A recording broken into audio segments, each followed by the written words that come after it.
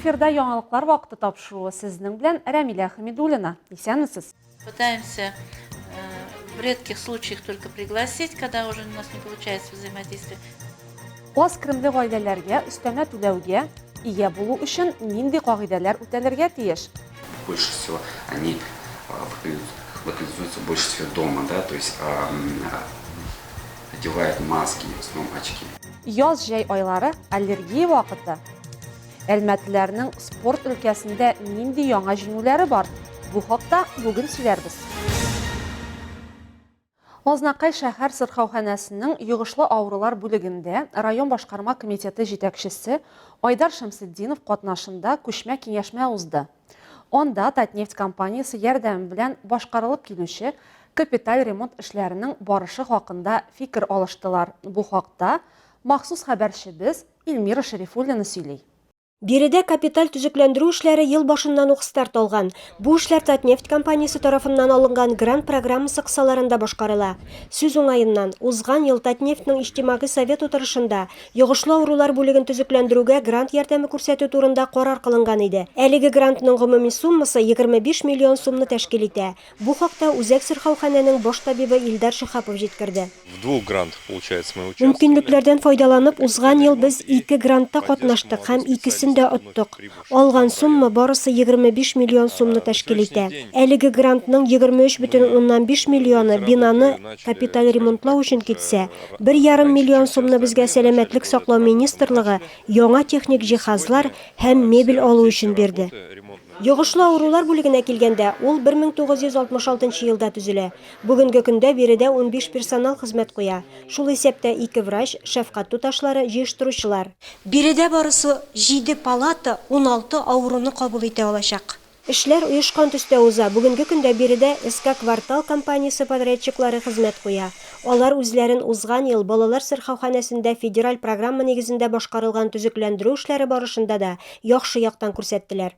Башлаганда без әйттек инде, бу кыска срокта эшләргә тиеш. Чөнки инде инфекцион бүлеге кирәк, һәр вакыт кирәк. Йогышлы җирләр ниләр, әле менә бу ковидларны бит әлдә конца җиңеп бетерә алмадык. Шуңа бу бүлек бик кирәк. Шуңа без инде аларга сразу 2 ай сезгә срок дип бирдек. Алар молодцы, менә төзүчеләр беренчедә инде график буенча баралар. Безнең график буенча бу июнь азагында бетергә тиеш, һәм без 1 июльдә уже ачып җибәргә тиеш. Моны уже ниләр врачлар, шәфкать туташлары уже көтәләр бу нинә, безнең авыруларга да кирәк бу бина. Республиканың көньяк-көнчыгыш районнарына Татнефть компаниясе һәр даим ярдәм күрсәтеп тора. Бүгенге төзекләндерү эшләре моның ачык мисалы. Слова благодарности публичному акционерному обществу Татнефть. Мөмкинлектән файдаланып Татнефть компаниясенә шәхсән Мәганов Наил Өлфәт улына, депутатыбыз Рөстәм Мөхәммәдиевка, район җитәкчелеге Марсель Зөфәр улы Шәйдуллин белән берлектә районыбыз үсешендә актив катнашканы өчен, даими ярдәм итеп торулары өчен зур рәхмәтемне җиткерәм. Бина якты, заманча килеп чыга. Стационарда эшләр өчен дә, авыруларны кабул итү өчен дә шартлар яхшыра. Калганы медицина хезмәткәрләреннән тора, диде баш табиб. Татнефть компаниясе ярдәме белән башкарылган төзекләндерү эшләре июнь азагында тәмамлау планлаштырыла. Илмира Шәрифуллина, Рамил Исламов, Рөстәм Акбаров. Яңалыклар вакыты Луч Әлмәт телекомпаниясе. Татарстанда киремнәре аз булган 25 меңнән артык гаилә 8-дән 17 яшькә кадәр балалар өчен түләү алган инде. Шуларның 8 мең ярымнан артыгы күп балалы гаиләләр. Түләүгә ия булу өчен нинди кагыйдәләр үтәлергә тиеш? Бу хакта белгечләр ачыклык кертә. Яңа пособие гаилә бюджетына яхшы гына өстәмә була ала. Өстәвенә түләү бер тапкыр түгел, ай саен түләнә. Дөрес аңа 8-18 яшьлек балаларның әти-әниләре яки опекуннары исәп тота ала. Түләү мохтаҗлыклы комплексы бәяләү нәтиҗәләре буенча билгеләнә. Гаиләнең җан башына уртача кереме төбәктәге кешегә яшәү минимумыннан кимрәк, гаилә мөлкәте билгеләнгән таләпләрдән артмавы шарт. Пенсия фонды белгечләре гариза бирер алдыннан үз киремнәрен һәм мөлкәт белән тәэмин ителешне исәпләргә, уңай хәл итүгә өметләрне бәяләргә киңәш итә. Түләү өчен гаризадан дәүләт хезмәте порталында, пенсия фондының клиент офисларында яки күп функциялы үзәкләрдә бирергә мөмкин. Почему нужно постараться подать заявление через личный кабинет на госуслугах, поскольку... Гаризаның дәүләт порталы аша бирергә тырышу ни өчен әйбәт, чөнки без барлык оешмалар белән үзебез элемтәгә керәбез. Кирәкле мәгълүматларны туплыйбыз, бик сирәк очракта гына гражданнарны үзебезгә чакырабыз. Данные необходимые для назначения выплаты. То есть пытаемся в редких случаях только пригласить, когда уже у нас не получается взаимодействие. Түләүләр өчен гаризаны 10-30 эш көне эчендә карыйлар. Кабул ителгән карар турында хәбәр гариза бирүченең дәүләт хезмәтләре порталындагы шәхси кабинетына киләчәк. Түләү хупланган очракта акча гариза бирүче счетына 5 эш көне эчендә күчәчәк. Айлык пособие күләме керем дәрәҗәсенә бәйле һәм Татарстанда баланың яшәү минимумыннан 50-75 яки 100% тәшкил итәргә мөмкин. 1 июньнән бу түләү яшәү минимумын индексацияләүгә бәйле рәвештә арттырылган һәм аена уртача 5700 сумнан 11400 сумга кадәр тәшкил итә. Радифа Нугманова, Вероника Рябова, Дамир Курбанов, яңалыклар вакыты, Луч Әлмәт телекомпаниясе. Һәм башка темаларга күчәбез. Сату алу эшендә тәҗрибә генә түгел, беренче чиратта саклык та кирәк. Югыйсә, күңелсезлеккә дучар булуыңны көттә тор. Әлмәттә берәү үз транспорт чарасын сатарга омтылган һәм акчасыз да, мотоциклсыз да калган. Алия Бәйрамалова вакыйганың нечкәлекләрен белеште. Әлмәттә яшәүче 29 яшьлек Ират популяр интернет сайтларының берсендә 90 000 сумлык мотоцикл сату турында белдерү урнаштыра. Күпмедер вакыт узгач товарны сатып алу өчен аңа бер Ират шалтырата һәм алар килешү ясау өчен очраша. Җинаятьче мотоциклны карый һәм хуҗасыннан аны йөртеп сынап каравын сорый. Залог сыйфатында паспортын калдыра. Руль артында утыра һәм билгесез юнәлештә югала.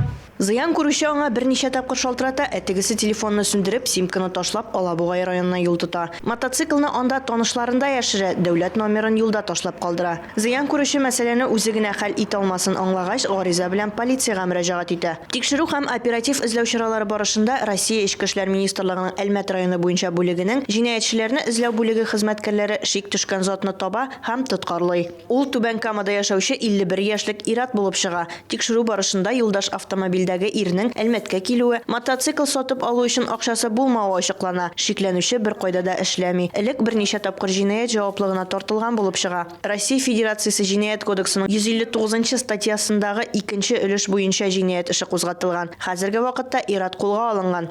Әлмәт эчке эшләр бүлеге материаллары буенча Алия Бәйрамалова, яңалыклар вакыты, Луч Әлмәт телекомпаниясе. Яз-җәй айлары аллергия белән интегүчеләр өчен сынау айлары булып тора. Аллергияны нәрсә китереп чыгара, аның симптомнарын ничек җиңеләйтергә, гомумән аллергияны булдырмый калып буламы? Бу хакта калабызның баш аллергологы белән сөйләшеп белештек. Элеккеге еллар белән чагыштырганда һәр 10 ел саен аллергияле кешеләр саны 2 артып бара дип белгечләр. Моны яшәү, туклану рәвеше белән бәйлиләр. Яшәү шартлары яхшыргач, организмның юк кына зарарсыз тоелган матдәләргә дә сизгерлеге арта икән. Каждый год определенно, то есть это весной, да, то есть начинается опыление определенных растений. Весной у нас начинает цвести в основном. Яз көне табигать уяна, чәчәк ата, үсемлекләр сиркә ашыра. Бу апрель-май айларында бигрәк тә актив дәвам итә. Шуңа күрә аллергиядә интегүчеләрнең күзләре яшьләнә, бурыннары җиби, төшкерә башлыйлар. То есть и мы здесь уже с вами видим определенные симптомы, как носоглазные симптомы. Глаза начинают чесаться, слезой. Печень бывает, выделение из носа, чихание. Аллергияны еш кына салкын төйө белән бутарга мөмкиннәр. Шуңа күрә гадәттә вирус авырулардан дәвалау усулы ярдәм итмәсә генә, халык аллергологка мөрәҗәгать итә башлый. Учим всех наших больных, как себя вести. То есть есть слово гипоаллергенный быт. То есть они знают уже. Үз авыруларыбызны без симптомнарны җиңеләйтергә өйрәтәбез. Язгы актив чорда тәрәзәләрне ябып йөрергә, урамга чыкмаска тырышырга, чыкканда да маска, күзлек ярдәмендә купланырга киңәш итәр идем. Солнышко, они пытаются, то есть больше всего они локализуются больше всего дома, да, то есть одевают маски, в основном очки. Галимнәр аллергиянең килеп чыгу сәбәпләрен түгел ачыклап бетерә алмый. Шулай да Әлфис Рәмзиевич аның нәселдән күчәп алуына шикләнми. Беренче чиратта организмның бу аксымга булган реакциясенә бәйле. Мы часто видим, если уточняем у наших пациентов, у многих уже Әгәр дә нәселдә аллергиядан интегүчеләр булса, әти әнисеме, әби бабасымы бу балада да күзәтелергә мөмкин. Минем күзәтүләрем буенча, әти әнисе аллергик булган баланың үзе дә аллергиядан интегүчән була. аллергии достаточно высокий процент, что у ребенка будет, скажем, аллергия. Үзләрендә аллергия барлыгын белгән кешеләр аның симптомнарыннан котылыр өчен чәчәк ату чоры башланыр алдыннан 5 көн кала табиб белгеләнгән даруларны эчә башлауда симптомнардан котылырга ярдәм итә дип белгечләр. Ә инде аллергия барлыгын белмәгән кешеләргә һичшиксез табибларга мөрәҗәгать итәргә кирәк. Радифа Нугманова, Дамир Курбанов, яңалыклар вакыты, Луч Әлмәт телекомпаниясе. Һәм спорт яңалыкларына күчәбез. Әлмәт спортчылары яңа үрләрне яулауларын дәвам итәләр. Бу көннәрдә башкалабыз Казанда Татарстан Республикасы муниципаль хезмәткәрләре спартакиадасының чираттагы этабы узды. Анда иратлар волейболда көч сынашты. Әлмәт командасы финалда Казан командасына гына оттырып, мактаулы 2-нче урынны яулады. 1 июньнән 5 июньгә кадәр шулай ук Казанда нәфис гимнастика буенча халыкара турнир узды. Безнең шәһәрне Афина спорт клубы гимнасткалары тәкъдим итте һәм аннан 7 медаль алып кайтты. Шуларның берсе Амосова Милена. Аны спорт майстерлыгына кандидат разряды белән бүләкләделәр. Шуның белән тапшырыбыз ахырына якынлашты. Һәр яңа көн сезгә яхшы яңалыкларны алып килүен теләп, мин Рәмилә Хәмидуллина һәм монтажер Алия Байрамалова сезнең белән сау булашабыз.